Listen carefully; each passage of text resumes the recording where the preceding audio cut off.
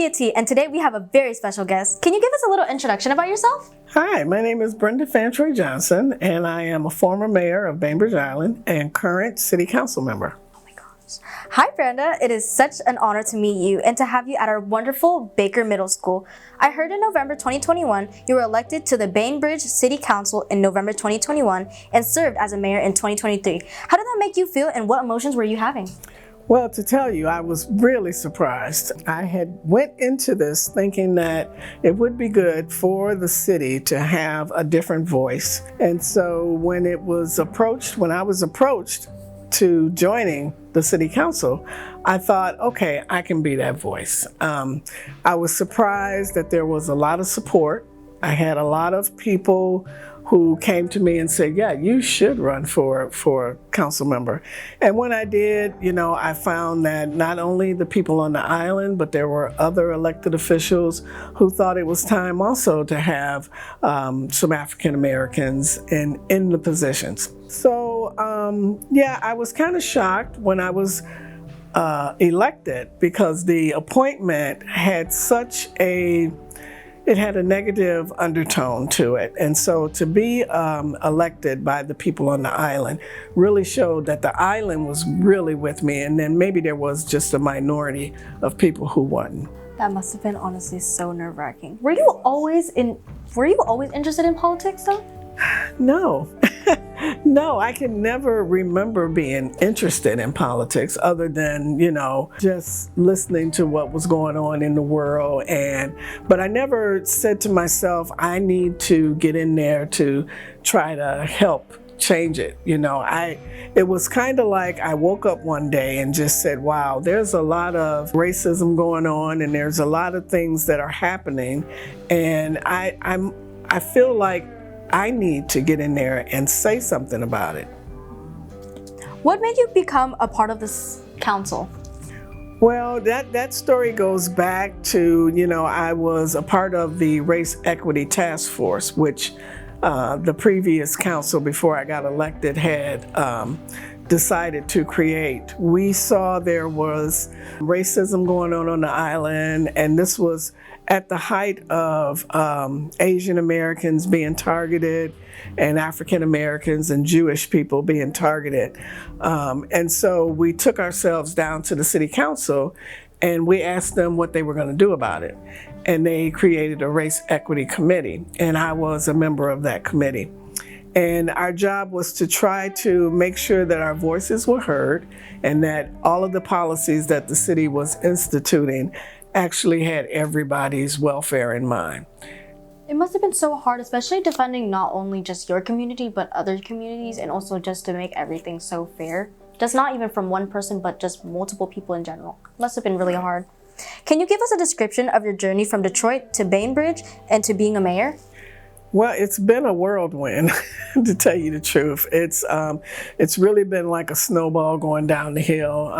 In Detroit, once I straightened myself up and decided that I needed to finish school and try my best to be the best that I can be. And I went about my way to get certified in security and get my education and get a regular job and to do all of that. Once that happened, it just seemed like other things started happening just organically. I got promoted.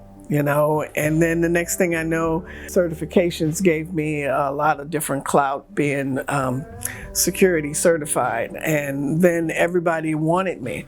And I think what happened for me, I guess might have been a little bit different because Nordstrom was trying to diversify their organization. So they wanted to hire a Black woman and have a woman who had this certification. So they were trying to check all of the boxes, and I fit the boxes. And so once I got here, the whole world just opened up. It's opened up. There was no stopping me once I figured out that I had something that everybody wanted. But the whole thing about being mayor, that kind of just came in through the side door. I had no idea that that was in my future. And I had no idea that the message that I had was something that other people wanted to hear. But you have to remember, the people who live on Bainbridge and who live in the Pacific Northwest, most of the people that are my age, they come from an era of hippies or whatever, and they've always been fighting for social justice. And I just happened to land in the right place to do that. So there was a lot of support for it. Big on social justice around here. It must have been really scary, honestly, as I explained, like helping out people and trying to fight for people's rights. But it's honestly really nice to hear that you have people that still have like the same perspective as you and the same point of view as you. So it made things less nerve-wracking. So that's really nice to hear. Today, you came to Baker to meet our amazing 8th grade youth and government students. I heard you told them about a cheese story. Can you give a little retell on that? Yeah, this story, and you're right, they are amazing. The cheese story, it's from the book Who Moved My Cheese?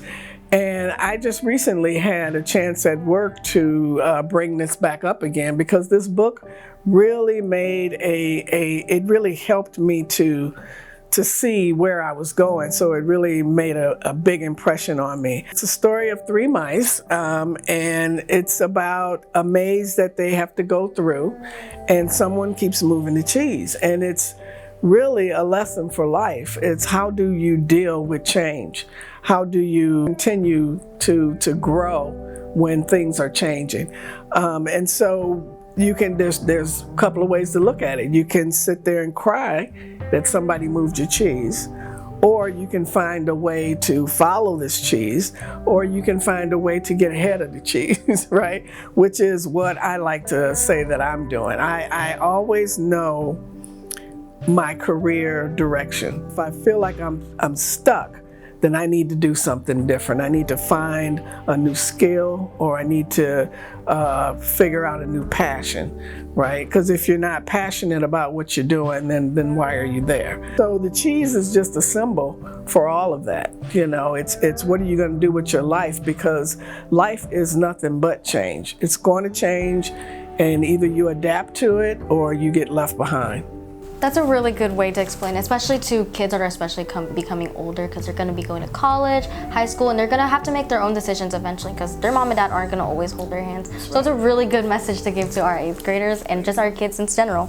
Well, thank you for being here today. You have genuinely made such an impact on the community, and we cannot thank you ever enough with your amazing work, and it was such an honor meeting you and working with you today. Thank you so much.